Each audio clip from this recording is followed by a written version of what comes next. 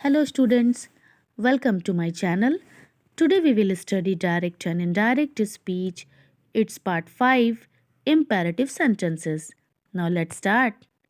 Imperative sentences, इससे हमें order, advice, request, prohibition का बोध होता है.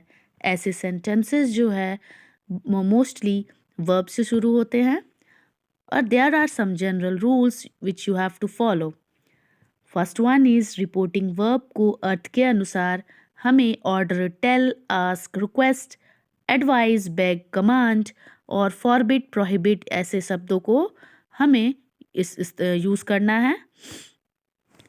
डायरेक्ट स्पीच में रिपोर्टिंग वर्ब के बाद ऑब्जेक्ट रहे या ना रहे, हमें इनडायरेक्ट स्पीच में रिपोर्टिंग वर्ब के बाद ऑब्जेक्ट का यूज़ करना है. रिपोर्टेड स्पीच में प्रयोग किए गए प्लीज, काइंडली इत्यादि शब्दों का लोप कर दिया जाता है. यहाँ हमें प्लीज और काइंडली को क्या करना है, हटा देना है. और जिस वर्ब से इम्पेरेटिव सेंटेंस शुरू होगा उस वर्ब के पहले हमें टू लगाना है और वर्ब जो वहाँ लिखेंगे वो उसका फर्स्ट फॉर्म लिखेंगे. यदि रिपोर्टेड स्पीच नेगेटिव हो, निषेध सूचक हो, तो हमें डू नॉट शब्द हटा देना है. फॉरबिड के बाद टू, जिसका मतलब क्या होता है, फॉरबिड का मतलब होता है मना करना. प्रोहिबिट का भी मतलब सेम होता है, फ्रॉम. ये सब जो है वर्ब के पहले अगर हम लगाएंगे तो ये याद रखेंगे कि फ्रॉम के बाद हमें वर्ब में आईएनजी लगाना है और फॉरबिड में जब हम टू लगाएंगे तो उसके साथ जो वर्ब होगा उसमें हमें वर्ब का फर्स्ट फॉर्म लगाना है. नेगेटिव सेंटेंस में रिपोर्टेड स्पीच से पहले नॉट टू का प्रयोग करना है और रिपोर्टेड स्पीच से नॉट को हटा देना है. कुछ एग्जाम्पल्स देखेंगे जिसके थ्रू आपको और से क्लियर हो जाएगा. First one is my father said bring me a glass of water. Now see this sentence किस तरह का इसमें से भाव आ रहा है, ऑर्डर का, आदेश. तो my father ordered to bring. अब यहाँ देखो हमने पढ़ा था वर्ब के पहले हमें टू लगाना है, तो ब्रिंग यहाँ पे हमारा वर्ब है, इसके पहले हमने टू लगाया, तो bring him a glass of water. यहाँ पे ऑब्जेक्ट नहीं है बट यहाँ पे हमने हिम ऑब्जेक्ट यूज किया है. Next, my father said to me do not sit in a bad company. तो my father advised me not to sit in a bad company. तो यहाँ पर हमने फादर ने क्या किया, एडवाइस किया है कि बैड कंपनी में उसे नहीं बैठना चाहिए. बट अगर आप फॉरबिड का यूज़ करोगे, इसका मतलब ही होता है मना करना, तो इसमें जो नॉट है इंक्लूडेड होता है इस शब्द में, तो यहाँ पे आपको अलग से नॉट का यूज़ आप नहीं करोगे. तो ये एक दूसरा तरीका है.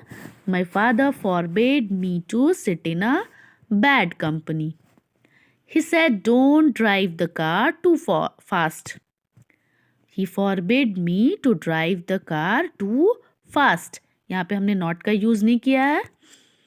He said to me, please switch on the light. अब यहाँ देखिए please, यहाँ पर हमें request के भाव आ रहे हैं, तो क्या लिखोगे, He requested me to switch on the light. The teacher said to the peon, do not let the students make a noise. तो यहाँ टीचर जो है वह पियोन को क्या कर रही है, ऑर्डर कर रही है, not to let the students make a noise. My mother said to me don't walk in the sun. यहाँ पर हमने प्रोहिबिट का यूज़ किया है, बट सी हमने एक रूल पढ़ा था, जब भी हम प्रोहिबिट का यूज़ करेंगे हमें नॉट वहाँ से हटाना है और फ्रॉम का यूज़ करेंगे प्रोहिबिट के साथ. बट एक और कंडीशन थी, आप वहाँ जो भी वर्ब होगा उसके साथ आईएनजी लगाओगे. जैसे यहाँ वॉक है, ये हमारा वर्ब है, तो इसके साथ हमने क्या लगाया, आईएनजी. तो my mother prohibited me from walking in the sun. Now see if the reported speech starts with let. अब लेट से अगर रिपोर्टेड स्पीच शुरू होता है तब हम कैसे चेंज करेंगे. यहाँ पर हम रिपोर्टेड वर्ब को रिपोर्टेड स्पीच के सेंटेंस के मीनिंग के अनुसार ऑर्डर्ड या रिक्वेस्टेड में बदलते हैं और इन्वर्टेड कॉमास जो है वो हटकर रिपोर्टेड स्पीच से पहले क्या हो जाएगा, टू का प्रयोग करेंगे हम. Now see some examples, you will better understand. Neeru said to me, let me go home now. यहाँ हमने नीरू रिक्वेस्ट कर रही है, requested me to let her go home then. और एक चीज़ यहाँ देखिए, नाउ को हमें देन में कन्वर्ट करना है, जैसा कि हमने पहले रूल्स में पढ़ा भी था। Now see, if the reported speech starts with let us, वहाँ लेट था और यहाँ पर लेट अस से शुरू हो, तब हम कैसे चेंज करेंगे? तो अगर रिपोर्टेड स्पीच लेट अस से शुरू होती है तो रिपोर्टेड वर्ब को प्रपोज्ड या सजेस्टेड में बदल देते हैं। कॉमा और इन्वर्टेड कॉमास को हटाकर रिपोर्टेड स्पीच से पहले डैट का प्रयोग करेंगे और लेटस के स्थान पर हम क्या यूज़ करेंगे? They should. और अगर रिपोर्टिंग वर्ब में फर्स्ट पर्सन का कोई प्रोनाउन आता है तो लेटस को वी शुड में बदल देंगे। आप एग्जाम्पल से और अच्छे से समझोगे। First one is Ankit said to his friend let us play chess. तो यहाँ पर हमें Ankit suggested to his friend that, अब डैट का यूज़ किया है, तब दे शुड प्ले चेस, यहाँ चेस छूट गया है। नेक्स्ट यहाँ पर देखेंगे एक और तरीका है, Ankit suggested to his friend to play chess, दोनों ही सही हैं, यहाँ पे चेस लगा लेना आप। Next, Pulkit said to me let us go to watch movie together. तो Pulkit propose to me that we should go to watch movie together. तो यहाँ पर उसने प्रपोज किया कि हम सब मिलकर जाएंगे मूवी देखने। तो ये दो तरीके हैं, आप सजेस्टेड या प्रपोज्ड दोनों में से कुछ भी आप यूज़ कर सकते हो, वो सेंटेंस के ऊपर है। और हमने देखा यहाँ लेटस है तो लेटस के बदले हमें क्या यूज़ करना है? We should.